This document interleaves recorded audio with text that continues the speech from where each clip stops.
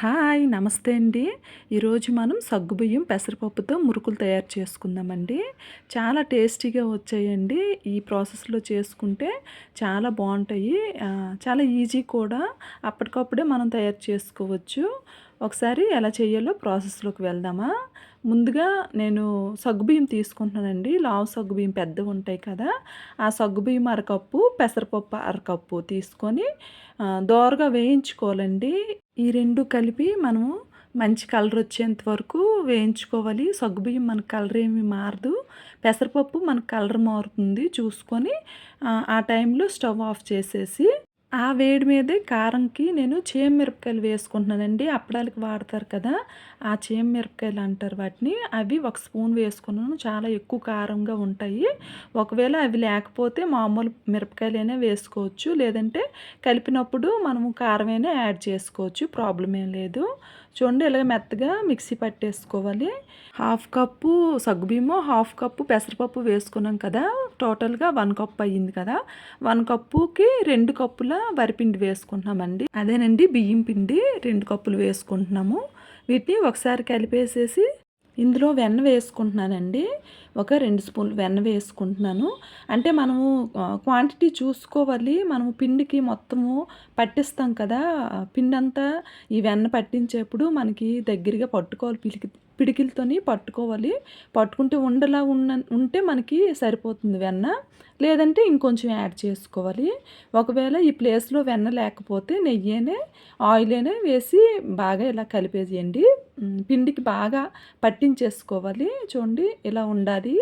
ఇలా ఉంటే సరిపోతుంది. ఇందులో 1 టేబుల్ స్పూన్ సాల్ట్ వేసుకుంటున్నానండి. 2 టేబుల్ స్పూను నువ్వులు వేసుకుంటున్నాను. అలాగే 1/2 టేబుల్ స్పూన్ వాము వేసుకుంటున్నానండి. కొంచెం నలిపేసి చేతిలో వేసి నలిపేసుకొని వేసేసుకోవాలి. వీటన్నింటినీ ఒకసారి కలిపేసుకోవాలి. మనము కారము మిరపకాయలు వేసుకున్నాం కదా, కరెక్ట్గా నాకు కారం అయితే సరిపోయింది. ఈ పొజిషన్లో మామూలు కారం వేసుకోండి, మిరపకాయలు లేకపోతే. ఇందులో వాటర్ వేసుకొని కొంచెం కొంచెం వాటర్ యాడ్ చేసుకొని మనం పిండి కలిపేసుకోవాలి. ఈ పిండి కలిపేటప్పుడే కొంచెం జాగ్రత్తగా చూసుకొని కలపండి. ఎక్కువ వాటర్ వేసేసి కొంచెం లూజ్గా కలిపేసామనుకోండి, ఆయిల్ ఎక్కువ పీల్చేస్తుంది. జంతికలు వేగేటప్పుడు మనం కొంచెం గట్టిగా కలుపుకుంటే ఆయిల్ అనేది తక్కువగా పీలుస్తుందండి. చూడండి, ఇలా సాఫ్ట్గా కలిపేసి మూత పెట్టేసి ఒక 10 నిమిషాలు పక్కన పెట్టుకుంటే సరిపోతుంది. ఈలోగా అన్నీ శుభ్రం చేసేసి ఆయిల్ పొయ్యి మీద పెట్టేసి హీట్ చేసుకున్నానండి.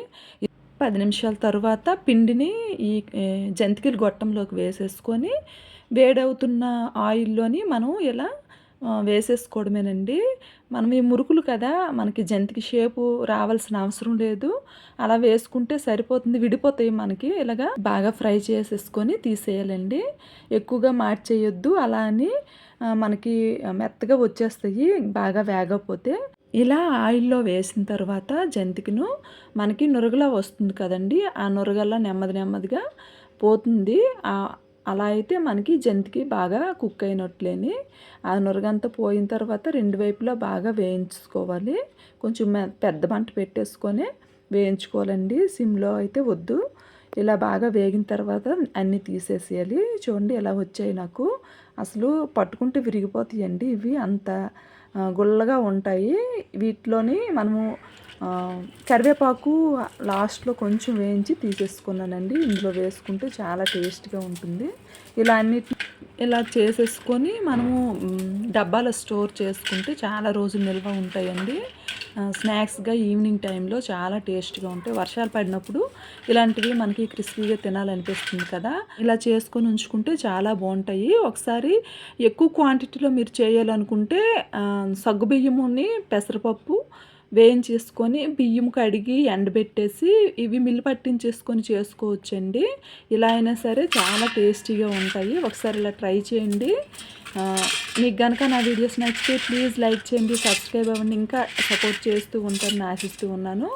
నా ఛానల్ని ఇంతలా ఆదరించి నన్ను ముందుకు తీసుకువెళ్తున్న అందరికీ థ్యాంక్ యూ సో మచ్ అండి.